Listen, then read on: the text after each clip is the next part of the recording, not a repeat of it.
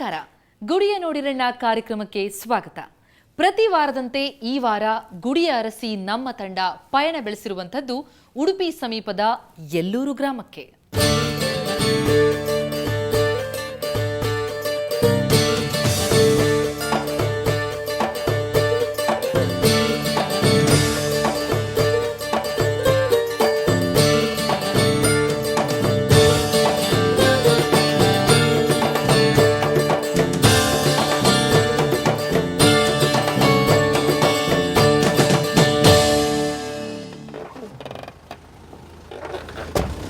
ವೀಕ್ಷಕರಿಗೆ ನಮಸ್ಕಾರ. ಇವತ್ತು ನಾವು ಬಂದು ತಲುಪಿರುವಂಥ ಕ್ಷೇತ್ರ ಯಲ್ಲೂರು ಅಂತ. ಇಲ್ಲಿ ವಿಶ್ವನಾಥ ಸ್ವಾಮಿ ಕಾಶಿಯಿಂದ ಬಂದು ನೆಲೆ ನಿಂತಿದ್ದಾನೆ ಅಂತ ಹೇಳ್ತಾರೆ. ಅಂದಹಾಗೆ ಈ ಕ್ಷೇತ್ರದ ಸಂಪೂರ್ಣ ಪರಿಚಯವನ್ನು ಮಾಡಿಕೊಳ್ಳೋಣ. ಅದಕ್ಕೂ ಮುನ್ನ ನೀವು ಈ ಕ್ಷೇತ್ರಕ್ಕೆ ಬರೋದಾದರೆ ಹೇಗೆ ಬರಬೇಕು, ಬಂದವರಿಗೆ ಉಳಿದುಕೊಳ್ಳುವಂಥ ವ್ಯವಸ್ಥೆಗಳೇನಿದೆ ಅದೆಲ್ಲದರ ಒಂದು ಪುಟ್ಟ ಮಾಹಿತಿಯನ್ನು ನೋಡ್ಕೊಂಬಿಡಿ.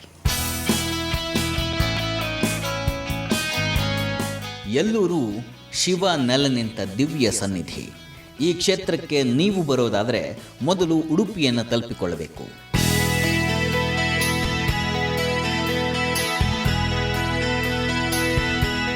ಬೆಂಗಳೂರಿನಿಂದ ನೀವು ಈ ಕ್ಷೇತ್ರಕ್ಕೆ ಬರೋದಾದರೆ ಕಾರ್ಕಳ ಅಥವಾ ಉಡುಪಿಯನ್ನು ತಲುಪಬೇಕು.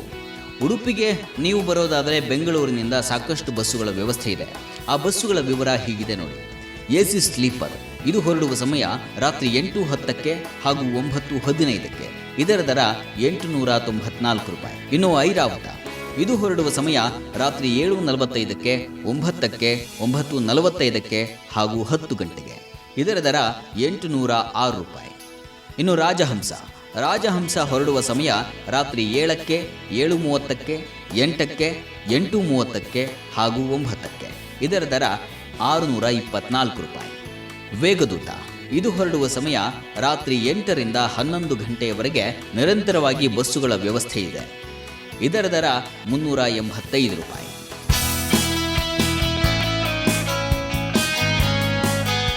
ಉಡುಪಿಗೆ ಬಂದ ಮೇಲೆ ಕಾಪು ಉಚ್ಚಿಲ ಮಾರ್ಗವಾಗಿ ಯಲ್ಲೂರನ್ನು ತಲುಪಬಹುದು. ಇಲ್ಲೇ ನೀವು ಉಳ್ಕೊಳ್ಳಿಕ್ಕೆ ಯಾವುದೇ ಅನುಕೂಲಗಳಿಲ್ಲ. ಹಾಗಾಗಿ ಬರುವ ಯಾತ್ರಿಕರು ಉಡುಪಿಯಲ್ಲೇ ತಂಗಿ ಬರುವುದು ಲೇಸು.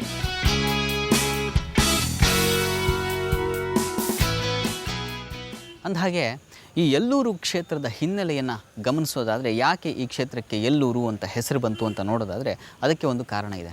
ಏನು ಅಂದರೆ, ಈ ಪ್ರಾಂತ್ಯದಲ್ಲಿ ಒಬ್ಬ ಬಡ ಕುಟುಂಬದ ಸ್ತ್ರೀಯೋರ್ವಳು ವಾಸವಾಗಿದ್ಲಂತೆ. ಆಕೆ ತನ್ನ ಮಗನನ್ನು ಕಳ್ಕೊಂಡಿದ್ಲು. ಪುತ್ರಶೋಕಂ ನಿರಂತರಂ ಅಂತಾರೆ. ಆ ಪುತ್ರಶೋಕ ಆಕೆಯನ್ನು ಅತಿಯಾಗಿ ಬಾಧಿಸ್ತಾ ಇತ್ತಂತೆ. ಆ ಸಂದರ್ಭದಲ್ಲಿ ಅವಳು ಆಹಾರಕ್ಕಾಗಿ ಅಣಬೆಗಳನ್ನು ಹುಡುಕ್ತಾ ಈ ಕ್ಷೇತ್ರಕ್ಕೆ ಬಂದಳುತ್ತೆ. ಅಣಬೆಯನ್ನು ಹೆಕ್ತಾ ಇರುವಾಗ ತನ್ನ ಕೊಡಲಿಯಿಂದ ಏಟನ್ನು ಕೊಟ್ಟರೆ ಅಲ್ಲಿ ರಕ್ತ ಚಿಮ್ಮಿಬಿಡ್ತಂತೆ. ಆ ರಕ್ತವನ್ನು ಕಂಡು ಮಗನೇ ಇರಬಹುದೇನೋ ಅಂತ ಎಲ್ಲೋ ಮಗ ಅಂತ ಕಿರಿಚಿದ್ಲಂತೆ. ಹಾಗೆ ಕಿರಿಚಿದ ಕಾರಣಕ್ಕೆ ಈ ಕ್ಷೇತ್ರಕ್ಕೆ ಯಲ್ಲೂರು ಅಂತ ಹೆಸರಾಯಿತು ಅಂತ ಹೇಳ್ತಾರೆ. ಅಂದಹಾಗೆ ಈ ಪವಿತ್ರ ಸ್ಥಳದಲ್ಲಿ ಸಾಕ್ಷಾತ್ ವಿಶ್ವನಾಥ ಸ್ವಾಮಿ ಬಂದು ನೆಲೆಸಿದ್ದಾನೆ ಉದ್ಭವ ಮೂರ್ತಿಯಾಗಿ. ಆತನನ್ನು ನೋಡಲಿಕ್ಕೆ ನಾವೀಗ ಹೋಗೋಣ ಬನ್ನಿ.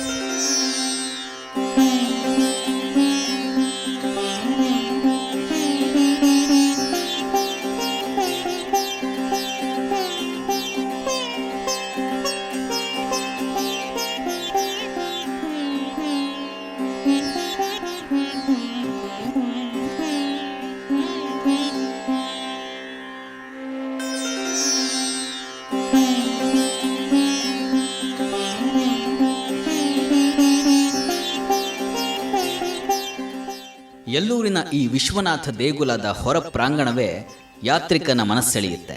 ಬಹು ವಿಶಾಲವಾದಂಥ ಪ್ರಾಂಗಣ. ಹೊರಗಡೆಯೇ ಕೂತು ಧ್ಯಾನ ಮಾಡುವ ಮನಸ್ಸನ್ನು ಮೂಡಿಸುತ್ತೆ. ನಿಶ್ಶಬ್ದತೆ, ಸ್ವಚ್ಛ ವಾತಾವರಣ ಇದೇ ತಾನೇ ದೇವಾಲಯದಲ್ಲಿರಬೇಕಾದಂಥ ವ್ಯವಸ್ಥೆಗಳು. ಆಡಳಿತ ವರ್ಗ ಈ ಕ್ಷೇತ್ರವನ್ನು ತುಂಬು ಆಸ್ಥೆಯಿಂದ ಕಾಪಾಡಿಕೊಂಡು ಹೋಗ್ತಾ ಇದೆ. ಇಲ್ಲಿರುವಂಥ ಕಟ್ಟಡದ ಎಲ್ಲ ಪರಿಕರಗಳು ಕೂಡ ಹೊಸತಾಗೇ ಕಾಣ್ತವೆ.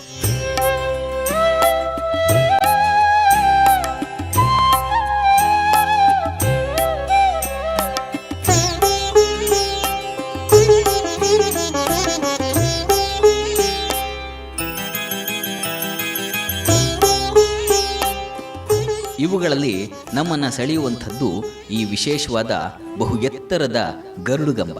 ಇದನ್ನು ಇಲ್ಲಿ ಸ್ಥಾಪಿಸೋದಕ್ಕೆ ಹರಸಾಹಸ ಪಟ್ಟರಂತೆ ಈ ಆಡಳಿತ ಮಂಡಳಿಯವರು.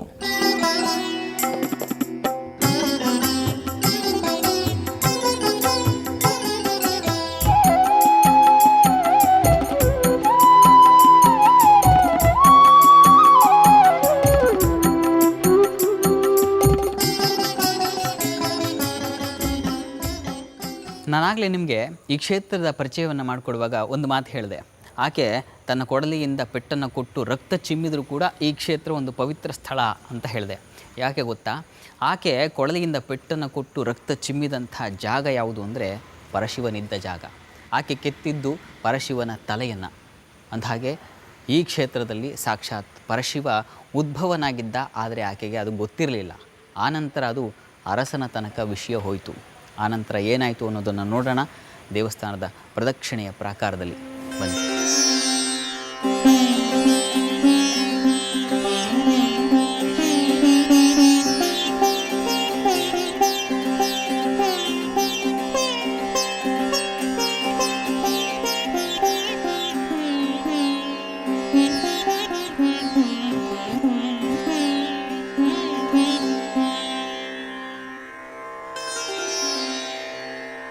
कोटिसूर्यप्रतीकाशं त्रिनेत्रं चन्द्रभूषणं. ಎಲ್ಲೂರಿನ ವಿಶ್ವನಾಥ ದೇವಾಲಯ ವಿಶಾಲವಾದ ದೇಗುಲ.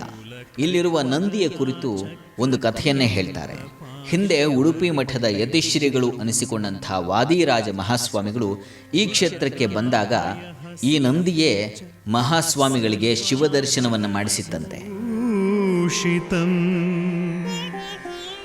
ಏವಂ ಧ್ಯಾತ್ವಾರ್ಚಯೇದ್ದೇವಂ. ವಾದಿರಾಜ ಮಹಾಸ್ವಾಮಿಗಳು ಬಂದಿದ್ದಕ್ಕೆ ಸಾಕ್ಷಿಯಾಗಿ ಇಲ್ಲಿ ಅವರೇ ರಚಿಸಿದ ಸ್ತೋತ್ರ ಫಲಕವನ್ನು ಕಾಣಬಹುದು.